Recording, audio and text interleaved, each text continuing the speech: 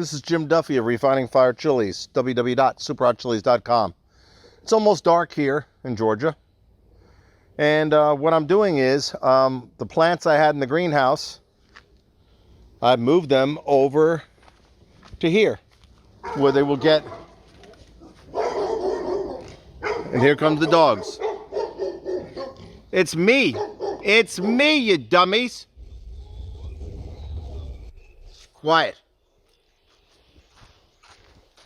Just because I'm wearing a hat, they think I might be someone different from a distance. So what I've done is, the trays that were in the greenhouse that are my personal plants, I moved out here. Now when I moved them out, I had to cull them. In other words, a lot of times I'll put 3 seedlings per pot. And then the strongest one survives, and then the other one I cull. I pull it out and kill it.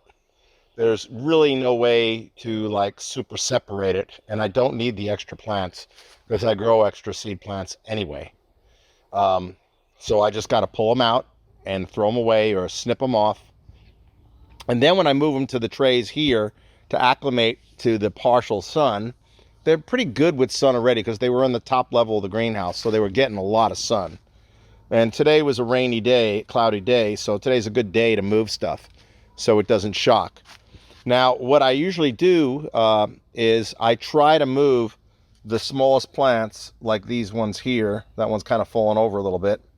I try to move the smallest ones to the front of the tray. That way, they'll get the sunlight. Because if I put the biggest ones in the front of the tray, well, they don't get much sunlight, do they? And then there's some back here that you can see are really tall, and they're drooping over. So what I'll have to do tomorrow on them is I'll put a little wooden skewer stake in there with a little piece of tie and tie them up so they don't fall over and break. Now, there's not going to be any heavy rains tonight, so I should be pretty good on these. They're just too lanky to be in these pots right now. And you notice I got the big ones in the back and I got the small ones here in the front.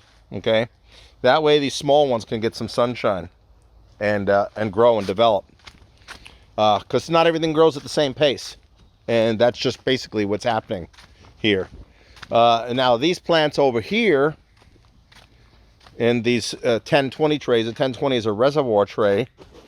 What I've done is I'm separating them, and I'm putting the smaller plants like in this tray here, or the ones that look a little kind of weak or might have some damage to them. If they end up being a disease damaged thing, I'll just throw them away and I won't grow seed from them. But what I'm doing is I'm moving all the small ones into this tray here, and then all the taller ones into this tray here. And so here's a tray I just bought from the garage. These are all going to go in the greenhouse for a few days to get some nice perky sun. But I have to like go through these, because guarantee you in the middle or somewhere around there's going to be some small tiny ones, and I got to move them out and put them in a tray where there's ones that have a similar height. And then I'll cull them. Like I said, here's like an example. See the 2 there? So that skinnier one, I will pull that out and throw it on the ground. Later on, I'll just rake these up. There's probably about 200 plants on the ground right now. You don't notice it because I stepped all over them. But what I'll do is I'll cull them and I'll leave the best plant in there. And then I'm culling them by separating the large from the smaller. And if I have to, I'll put smaller ones in the front. So tomorrow, some of these taller ones that are kind of falling over, like this Lashauer paprika here and this one here, they need more light. They need more light, and they need to get a little stake there, a little skewer, a little tiny stick to just kind of hold them up. You know what I'm saying? And these Machu Picchu over here get a little bit of leaf curl, so I'm going to take them back inside and feed them some different nutrient and develop them a little more inside before I move them out. I've got the 4 plants I need. I only need 4 plants of each variety, unless I'm doubling up on something for seed growing.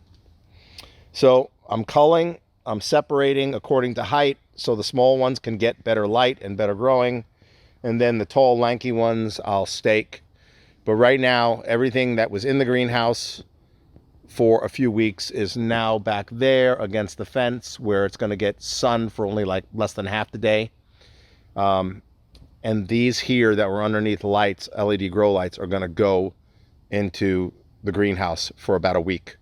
And then they'll be moved outside for a few days. And then they'll be transplanted.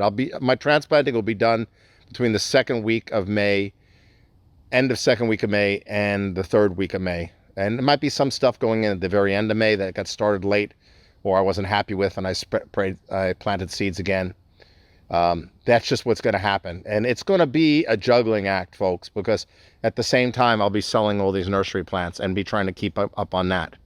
So at the same time I have to plant and get my growing set up is the same time nursery plant sales start.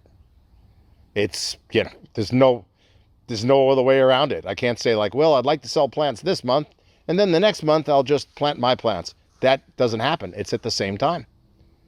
So I have to get my grow area planted here pretty soon. What are you doggies doing?